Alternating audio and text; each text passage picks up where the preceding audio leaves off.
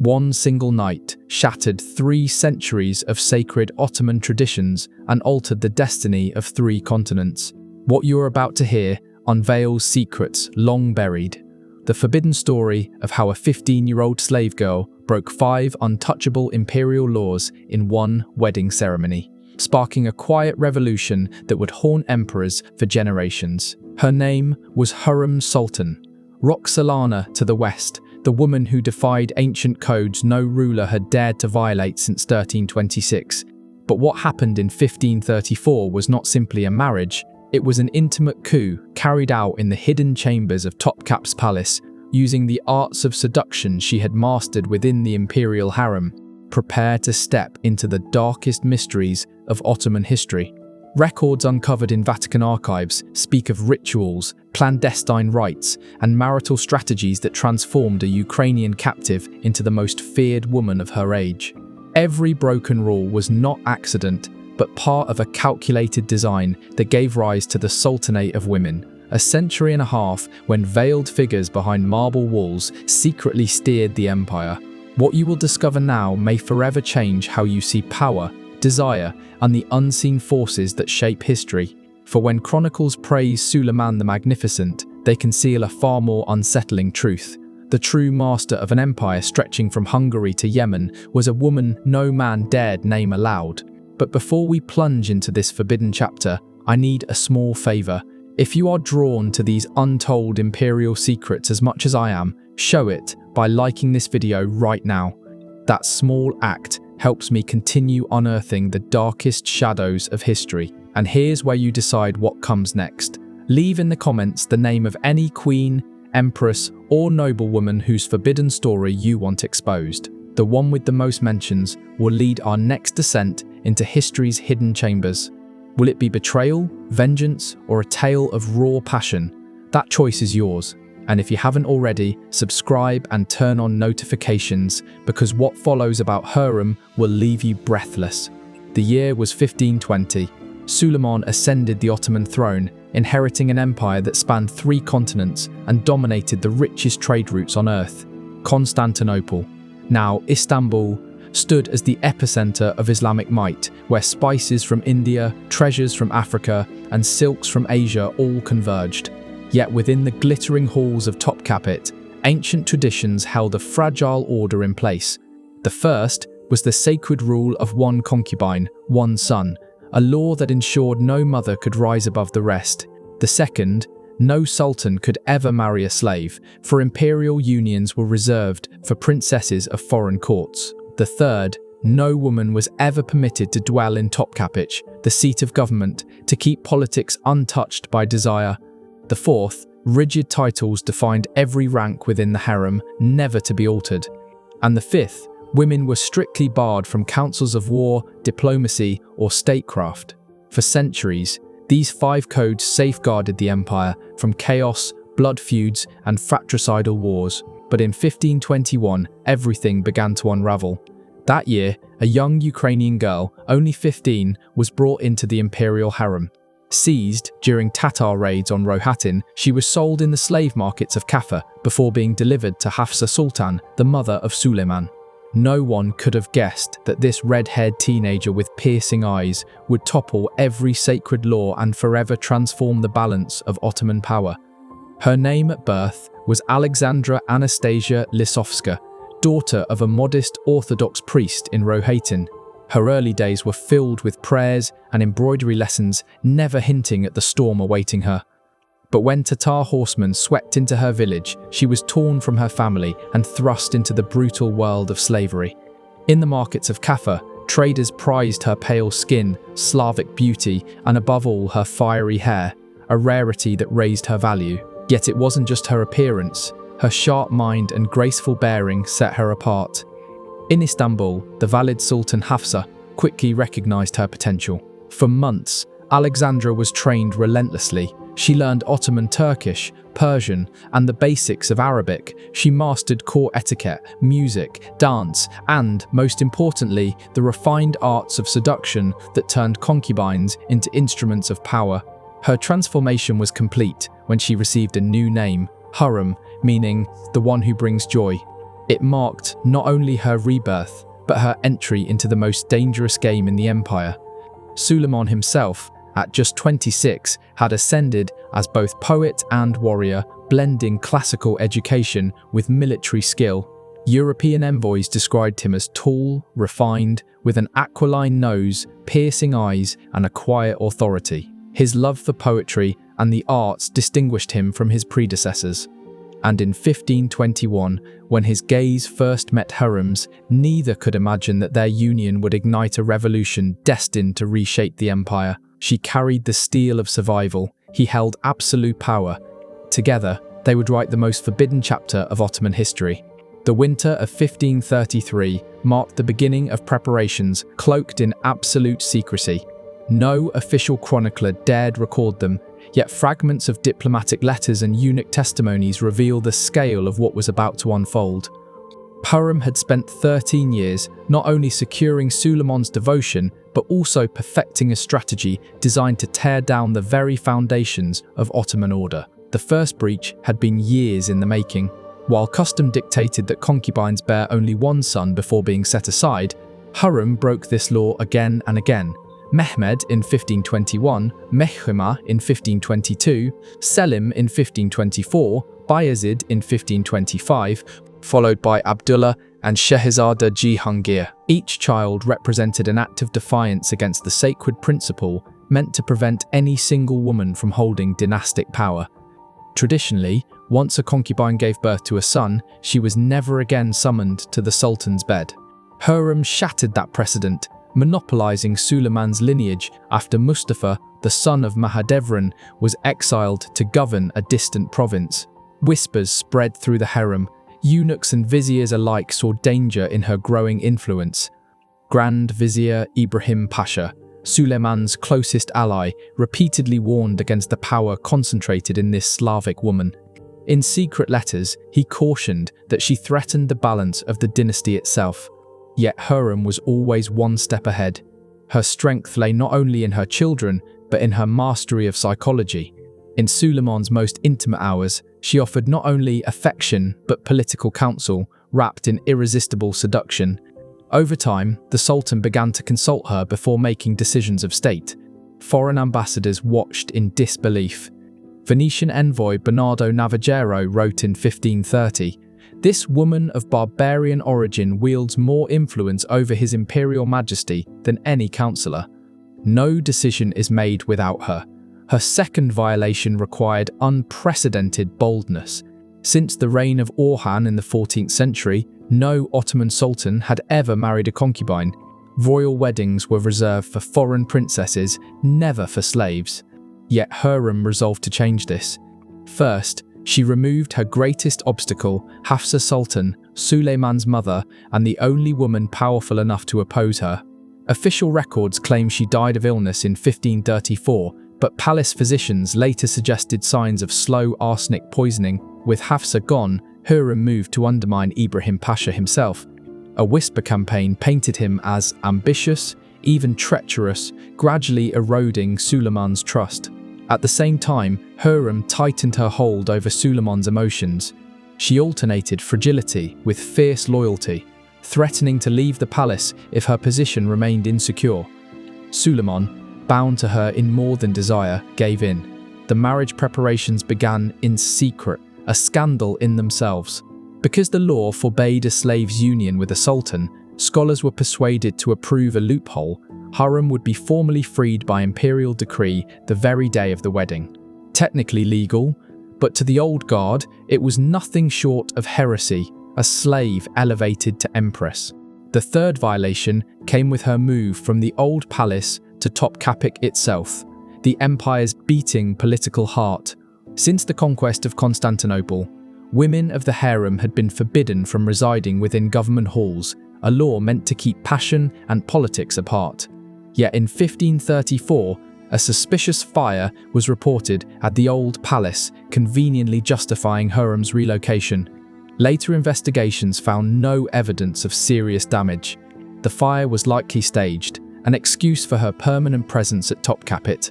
From her new chambers, Hurrem gained something no woman before her had possessed: direct access to power. Specially constructed barred windows allowed her to watch the meetings of the Imperial Council. Secret passageways linked her rooms to Suleiman's chambers, enabling private discussions during state sessions. These tunnels, uncovered centuries later, revealed the architectural precision of a conspiracy designed to weave her influence into the very structure of the palace. The fourth violation would be even more audacious: the invention of an entirely new title within the Ottoman hierarchy, one never before granted to any woman of the harem. The title Hurrem Sultan did not exist in Ottoman tradition. Hurrem needed a rank that would elevate her above every concubine, imperial princess, and even the wives of viziers, one with no precedent her enemies could use against her. It was a brilliant act of political invention. Hurrem came from Persian, meaning the sole favourite, while the addition of Sultan, a word once reserved only for male royals, gave her an authority equal to Europe's crowned empresses. For a former slave, it was unthinkable. Palace scholars bent over manuscripts, twisting classical texts into theological justifications for this audacious new title. The preserved documents in the palace library reveal how strained and radical these arguments truly were, exposing the intellectual acrobatics required to legitimize what tradition forbade. But Hurrem's boldest violation was yet to come: her direct participation in the empire's government. Women of the harem had always been confined to reproduction and entertainment, their voices sealed away from politics, war, and diplomacy. Hurrem demolished that barrier. Through eunuchs, hand-picked concubines, and bribed servants, she built a secret information network that rivaled the empire's own intelligence services. No intrigue, no alliance, no betrayal escaped her notice. Armed with this web of knowledge, she anticipated conspiracies before they erupted, identified weaknesses among rivals, and whispered strategies to Suleiman that shaped the fate of nations. Foreign ambassadors soon realized the truth. Access to Ottoman power required winning over Hurrem herself. The French envoy Antoine Escalin de la Garde wrote in 1541, "He who seeks favor from the Grand Turk must first secure the goodwill of his sultana, for no decision is made without her." The wedding night at last arrived, its exact date conspicuously erased from official chronicles. For 13 years, she had maneuvered for this moment, and now the empire held its breath. The ceremony was unlike anything seen before. Byzantine jewelers, Arab perfumers, and masters of imperial fashion prepared her in secret, transforming a slave girl into a figure of empress-like majesty. Treasures once reserved for dynastic princesses adorned her, while the ceremony itself fused Islamic ritual with Byzantine imperial pomp, a symbolic union of cultures and a clear statement that she had redrawn the very rules of power. Every gesture, every vow carried weight far beyond the wedding itself. Those present understood they were witnessing not just a marriage, but a constitutional upheaval. The bridal chambers, decorated with opulence surpassing even coronations, became the stage where legal, religious, and political boundaries were all broken at once. Yet beyond ritual, the night sealed her dominance. After this union, no great decision would bypass her. The hours that followed were not only about intimacy, but about strategy. Together, Hurrem and Suleiman planned reforms, succession policies, and ways to silence the backlash that would erupt across the empire. Venetian spies reported the event with confusion at first, calling it an eccentricity of the Sultan. Only later did they realize this was not romance, but revolution disguised as matrimony. The transformation was immediate. Hurrem's 5 transgressions shook the empire like an earthquake, altering the balance of power across 3 continents. The first consequence struck at dynastic stability itself. By breaking the rule of one concubine, one son, she created a crisis unlike any before. With 6 of her children positioned against Mustafa, the eldest son of Mahidevran, the threat of a fratricidal war loomed over the dynasty.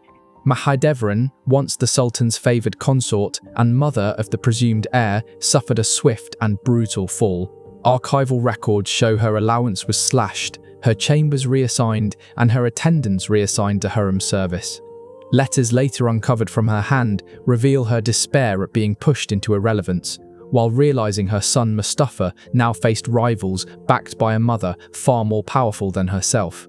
Hurrem's campaign against Mustafa became her most dangerous game. Over 2 decades, she wove a ruthless smear campaign, slowly poisoning Suleiman's trust in his own son. Step by step, she prepared the ground for a struggle that would plunge the empire into blood. Hurrem's deadliest move came through the shadows of the palace.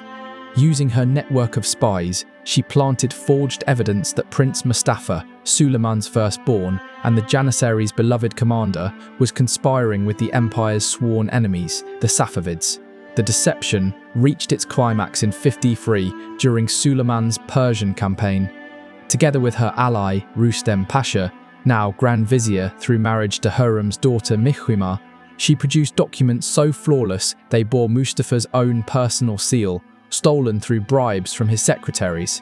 Summoned to his father's tent on the plains of Konya, Mustafa walked in, trusting the ancient guarantee of safety princes were granted during family audiences. But behind the silk curtains, the mute executioners lay in wait. In that suffocating space, they seized him with bowstrings, strangling the air as Suleiman himself stood unmoved, watching the life drain from his eldest son. The empire shook. Chronicles recorded Janissary uprisings in protest of their murdered commander, revolts that had to be crushed with brutal force, temporarily crippling Ottoman strength on several fronts. In Europe, courts reacted instantly.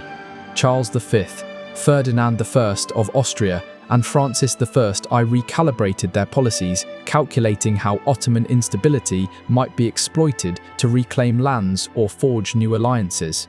But Mustafa's death was only the first shockwave. From it rippled 5 monumental transformations that reshaped the empire.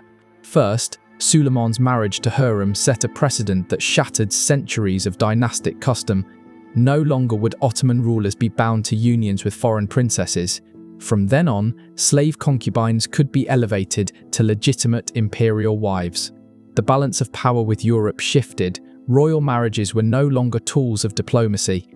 Hurrem's own daughter-in-law, Nurbanu Sultan, of Venetian origin and once a slave herself, became the first to benefit, claiming the title of Haseki and continuing the revolution her mother-in-law began. Ambassadors across Europe had to rewrite their playbooks. Power no longer lay solely with the Sultan and his viziers. As the Venetian envoy Marino Cavalli warned in 1560, those who cling to the old methods will find themselves locked out of true influence. One must now court both the harem and the divan. Second, Hurrem broke the walls of Topkapi itself. For centuries, the harem had been separated from the machinery of rule, but her permanent residence inside the palace created unprecedented channels of influence. Architects constructed hidden passages and secret chambers that allowed her to observe imperial councils, even installing primitive devices to carry whispers through the walls. Ministers never knew if their words were being overheard by the Sultana or her spies. The paranoia this created twisted court culture into an early system of political surveillance, a precursor to modern state security. Third, the invention of the title Haseki Sultan permanently elevated the rank of imperial women. Once unique to Hurrem, it became a weapon used by later consorts, Safiye, Kursum, Turhan, to seize authority equal to viziers and princes. Court ceremonies, financial structures, and hierarchies had to be rewritten to accommodate this new power. Turhan Sultan, for example, drew an income of 2,000 aspas per day, rivaling provincial governors and entire military budgets. With it, she built mosques, hospitals, schools, and kitchens that competed with the grandest works of reigning sultans, extending Ottoman influence through charitable foundations that reached as far as Jerusalem, Mecca, and the Balkans. These endowments functioned as shadow embassies, diplomacy disguised as piety. Fourth, her role as direct political advisor broke the final taboo. Hurrem engaged in policy-making itself, establishing the precedent historians call the Sultanate of Women. For nearly 2 centuries, mothers, wives, and sisters of sultans would wield open or secret influence over imperial decisions. Letters preserved in European archives reveal Hurrem's correspondence with Sigismund II of Poland and German princes, where she negotiated alliances parallel to official diplomacy. She used her Slavic origin to forge bonds with Eastern leaders, while asserting dynastic authority as the mother of future rulers. Each of these revolutions was born from that single night, when a slave concubine defied 5 centuries of tradition, watched a prince strangled, and bent an empire to her will. Hurrem's shadow stretched far beyond her lifetime. The secret negotiations she conducted over prisoner exchanges, trade agreements, and marriage alliances often outmaneuvered the empire's official diplomats.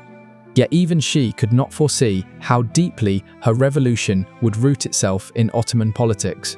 Her immediate successors seized the path she had cleared.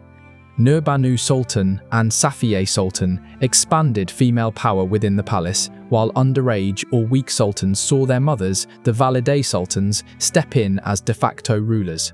Hurrem Sultan, the most formidable of them all, directed the appointment of grand viziers, commanded provincial offices, and even decided military strategies across multiple fronts.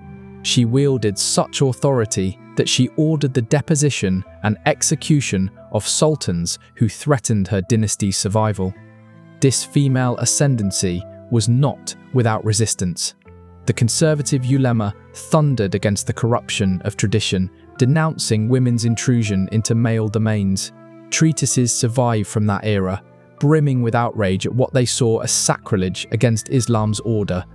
Yet the system endured. Military campaigns continued to succeed, imperial finances held steady, and provincial administration functioned smoothly. Practical effectiveness silenced many critics. What had begun as scandal soon hardened into accepted reality. Abroad, Europe adapted. At first bewildered, foreign courts came to accept women as essential players in Ottoman politics. Ambassadors began bringing gifts specifically crafted for the sultanas, acknowledging them as legitimate actors of state. This diplomatic shift had ripple effects across Europe. Queens of France, Austria, and Spain watched with envy as their Ottoman counterparts bent empires to their will, and some quietly experimented with similar tactics within their own spheres. Hurrem's legacy also reshaped the cultural landscape. Her architectural patronage in Istanbul and Jerusalem combined faith, charity, and politics into monuments of female authority. Her complexes, mosques, schools, kitchens, and hospitals projected permanence, announcing that women's power in the Ottoman world was not a fleeting anomaly, but a force to be reckoned with. Her death in April 5058, 8 years before Suleiman's own, ended her physical reign, but not her revolution. Her mausoleum, beside the mosque she had endowed, became a quiet site of pilgrimage for women who sought inspiration from her triumphs. The trilingual inscriptions on her tomb, in Arabic, Persian, and Ottoman Turkish, praised her achievements in terms unimaginable for a slave girl just a generation earlier. Suleiman, shattered by her loss, decreed that no other woman would ever inhabit her chambers in Topkapi. That order held until the empire's dissolution in 1922, a silent monument to the singularity of her rule. Still, the machinery she built endured. Successors inherited her titles, her income structures, and her precedence. Through beauty, intelligence, fertility, and ruthless calculation, she had permanently bent one of the world's most conservative empires. Historians now see her as both strategist and architect of a political revolution. Yet the question lingers: did she blaze a trail for women broadly, or only secure power for herself and her bloodline? The truth is layered. Hurrem's victories were selfish, but the doors she broke open could never again be sealed. She left future women of the dynasty opportunities they would never have dreamed of under the old order. Her legacy was nothing less than seismic. The 5 traditions she shattered on her wedding night became the 5 pillars of a new political reality that endured for centuries. They proved that even in the most rigid systems, one woman's intelligence, patience, and audacity could remake the world. Hurrem Sultan did not simply secure her own survival in 1534. She rewrote the rules of empire, shifting the destinies of generations. And this is only one story. The archives of Europe and Asia conceal far darker secrets, betrayals that toppled kingdoms, whispered passions that ignited wars, and conspiracies that changed continents. If you were captivated by how a teenage slave became the architect of 2 centuries of Ottoman politics, imagine what lies hidden in the shadows of other courts, queens, consorts, and empresses who bent kings to their will. Their secrets are waiting. So subscribe, activate the bell, and join me each week as I unearth the most explosive mysteries of history. Share this story and tell me in the comments which queen or empress you want revealed next. History has always whispered its darkest secrets. The only question is, are you ready to hear them all?